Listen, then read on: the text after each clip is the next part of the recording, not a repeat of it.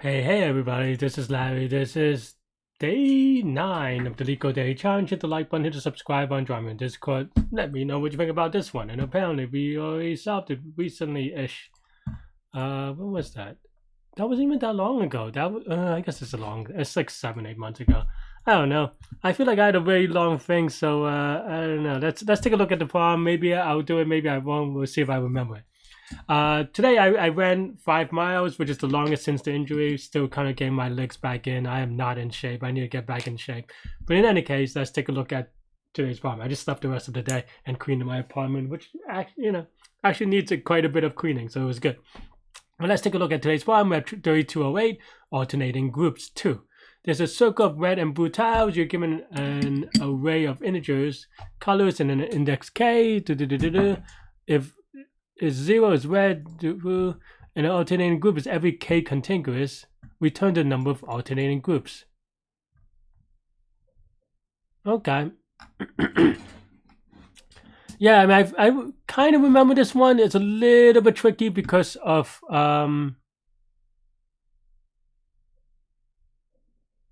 wait, what's k again? K is the length.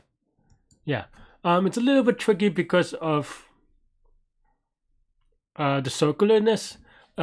First thing I would say is, without circularness, how would I do it, right? The way that I would think about it is by I think the alternating stuff is a little bit confusing, or at least could be tricky to do. The first thing that I would handle is to convert it to a form where it is easy to handle, right? And what I would do is by converting every alternating color. Meaning that so instead of 0, 1, 0, 0, 1, we would just change every other color so that you, instead of alternating colors, you want same colors in the same window, you will, right? Okay, but the thing that may be a little bit tricky is that how do you deal with the circleness, right? And it turns out that in a circle, with a sliding window, what you can often do is just double the array. I don't know what I did last time, so maybe this is what I did. I don't know. You could double the array, but the only thing that's a little bit tricky is that, well, when you double the array, well, now it depends on the size of the current array, what the color of the next one is, right? Meaning that if it's odd number of elements, then it's just basically to keep it consistent with the same color, right? Because what I like to do, like, I feel like for me anyway, it's a little bit easier. It's a little bit more straightforward to handle, because otherwise you may get into issues of just, I don't know, debugging is a mess, right? Like, I think understanding wise is not that bad, but debugging is a mess, and I would like to not do that. So I think what I want to do is convert the same color, and then I would double the array. But if it's odd number, then you flip the array, right? So that's kind of the thing. So maybe I have something like, I don't know, right? So yeah, so for so maybe n is equal to length of colors, right? So for I in range of n, and if I mod 2 is equal to, it doesn't really matter for this one, let's say 1, then colors sub I is equal to 1 minus color sub I to kind of convert it to the other color. So then now, if we don't have to care about circularness, then we just, do that, right?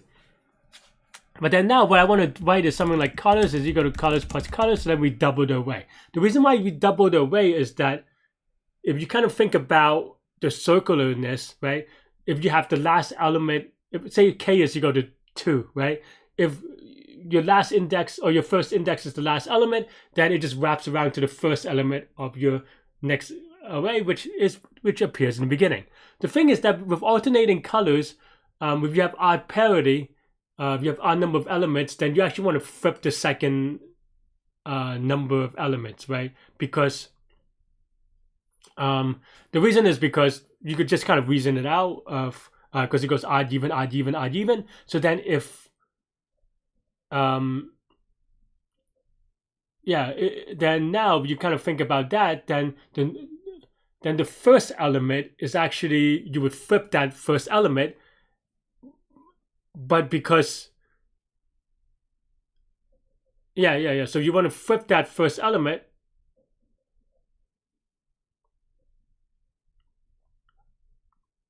which is the same as flipping.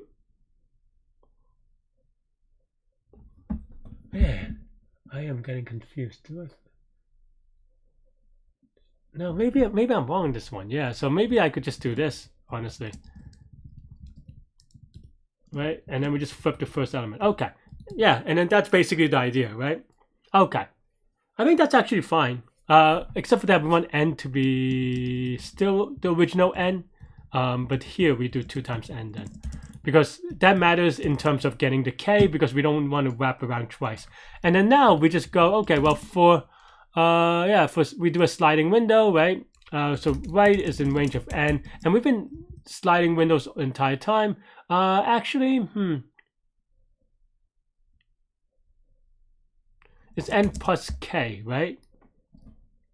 Because the last element is going to be n plus k minus 1 to get the last element, right? So if the left side of a window is going to be n minus 1, n minus 1 plus k would be the right side of that window inclusively. So exclusively is n plus k.